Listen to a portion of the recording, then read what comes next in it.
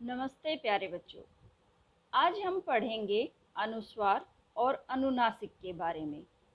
आप ये तो जानते ही हो कि हमारी हिंदी वर्णमाला में 11 स्वर होते हैं। अ, आ, इ, ई, उ, ऊ, रे, ए, ए, ओ, औ। और ये जो दो वर्ण आप देख रहे हो, अंग और अह, ये दोनों आप लिखे तो स्वरों के ही साथ देखते होगे, परंतु ये दोनों स्वर नहीं होते, ये अयोगवाह होते हैं, जिनमें इसको अनुस्वार और इसको विसर्ग बोला जाता है। अब आपके लिए यह जानना भी बहुत ज़रूरी है बच्चों कि अयोगवाह क्या होते हैं। अयोगवाह वह वर्ण होते हैं जो न तो स्वर होते हैं और न ही व्यंजन होते हैं। इनका प्रयोग स्वर और व्यंजन दोनों के ही साथ होता है, परंतु स्वर और व्यंजन की भांति स्वतंत्र रूप से इनका प्रयोग नहीं होता। स्वतंत्र रूप से इनका प्रयोग नहीं होता, यह चीज़ जानना आपके लिए, इस चीज़ को समझना आपके लिए बहुत ज़रूरी है। जैसे आप देखोगे कि स्वर के साथ इनका प्रयोग, ये स्वर इनको किस तरह से वहन करते हैं। आप यहाँ देखिए, अंक, अ के ऊपर अनुस्वार लगा है, अंक। अगर हम दूसरा कोई स्वर लें, ओ के ऊपर अनुस्वार लगा है, ओठ। अगर हम व्यंजनों की बात करें तो आप देखेंगे कि च के ऊपर यहाँ अनुस्वार लगा है, चंपक। ल के ऊपर अनुस्वार लगा है, लंगूर। अब आपके लिए एक और चीज़ जानना बहुत ज़रूरी है बच्चों कि अनुस्वार का प्रयोग या अनुनासिक का प्रयोग किसी भी शब्द के प्रारंभ में नहीं होता। यह या तो मध्य में लगता है या अंत में। जैसे आप यहाँ देख रहे हैं कि अ के ऊपर लगा है, यहाँ भी, चंपक में भी, लंगूर में भी। अगर हम अंत की बात जब हम कर रहे हैं कि किसी भी शब्द के अंत में, तो आप देखिए,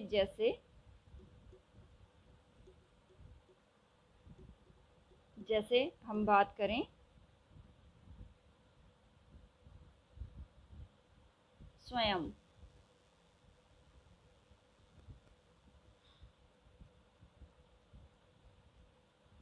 अहम, त्वम आदि की। यहाँ पे आप देख रहे होंगे कि यहाँ पर अंत में अनुस्वार का प्रयोग हुआ है। एक और भी बहुत ही ज़रूरी इसमें चीज़ आपको ध्यान रखने की है कि बच्चे कई बार अनुस्वार की जो जगह है, जो उचित जगह है जहाँ पर अनुस्वार लगना चाहिए, उस चीज़ में बहुत कोताही बरत जाते हैं उसको सही जगह पर लगाने की।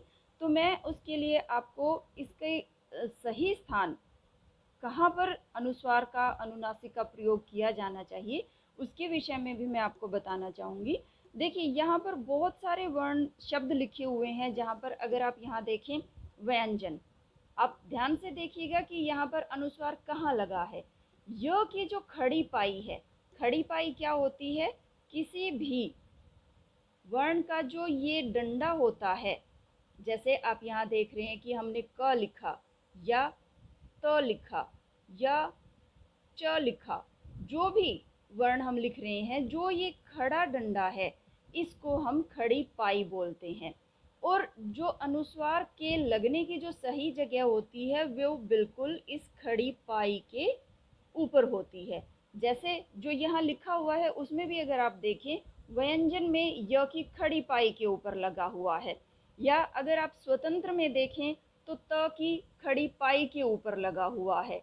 इसी तरह से लंगूर में भी अगर आप देखिए, ल की खड़ी पाई के ऊपर लगा हुआ है, यहाँ च की खड़ी पाई के ऊपर लगा हुआ है, अ की खड़ी पाई के ऊपर लगा हुआ है। कई बच्चे क्या करते हैं कि लिखते समय, जैसे मान लीजिए रंक लिखना है, तो क्योंकि ध्वनि र और क के बीच में आ रही है, तो वो अनुस्वार को र और क के बीच में रख देते हैं।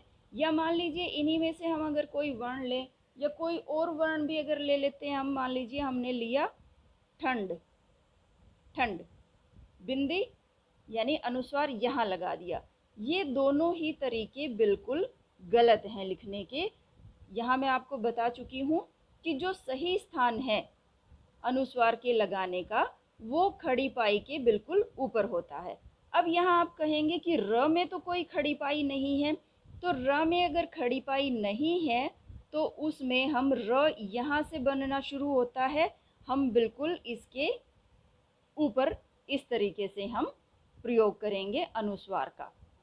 तो ये इतना आप समझ गए होंगे कि अनुस्वार का प्रयोग कहाँ होता है। अनुस्वार का प्रयोग खड़ी पाई के, अब हाँ में भी आप देखेंगे कि बिल्कुल छोटा सा एक डंडा है, बिल्कुल उसके ऊपर स्वयं में य की खड़ी पाई के ऊपर, ठीक है। तो जिस भी वर्ण में खड़ी पाई का प्रयोग होता है उस खड़ी पाई के बिल्कुल ऊपर। और जैसे र में आप देख रहे हो रंक में, र में खड़ी पाई नहीं है तो आप र के बिल्कुल ऊपर यहाँ अनुस्वार का प्रयोग करेंगे। अब हम देखते हैं बच्चों कि अनुस्वार और अनुनासिक के चिन्ह कैसे होते हैं और ये कहाँ कहाँ से बोले जाते हैं। अनुस्वार का जो चिन्ह होता है वो ऐसा होता है, शिरोरेखा के ऊपर बिंदी। शिरोरेखा क्या होती है कि किसी भी शब्द के ऊपर, वर्ण के ऊपर जो ये लाइन हम लगाते हैं इसको हम शिरोरेखा बोलते हैं।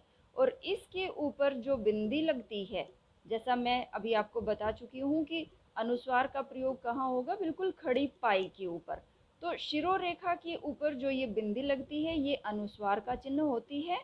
और शिरोरेखा के ऊपर जो आधा ये ऐसे बना करके और उसके अंदर जो बिंदी लगती है जिसको हम चंद्र बिंदु भी कहते हैं, इसको हम अनुनासिक कहते हैं। अनुस्वार का जो उच्चारण स्थान है वो क्या होता है बच्चों, मुंह।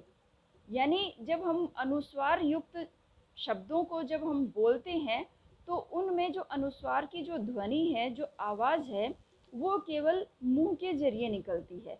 जबकि अनुनासिक में जब हम कोई अनुनासिक युक्त कोई शब्द का जब हम उच्चारण करते हैं तो हवा जो निकलती है वो मुंह और नाक दोनों से निकलती है।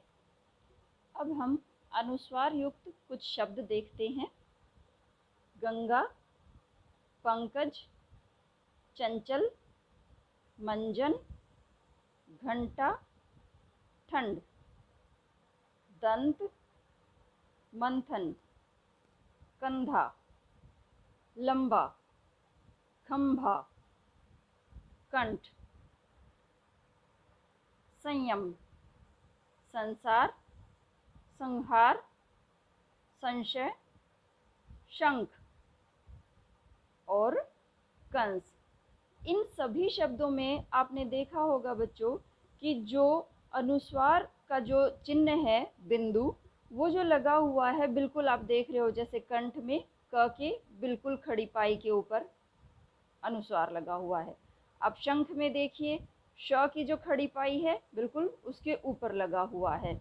अगर आप ख में भी आप देखेंगे कि खड़ी पाई के ऊपर बिल्कुल लगा हुआ है।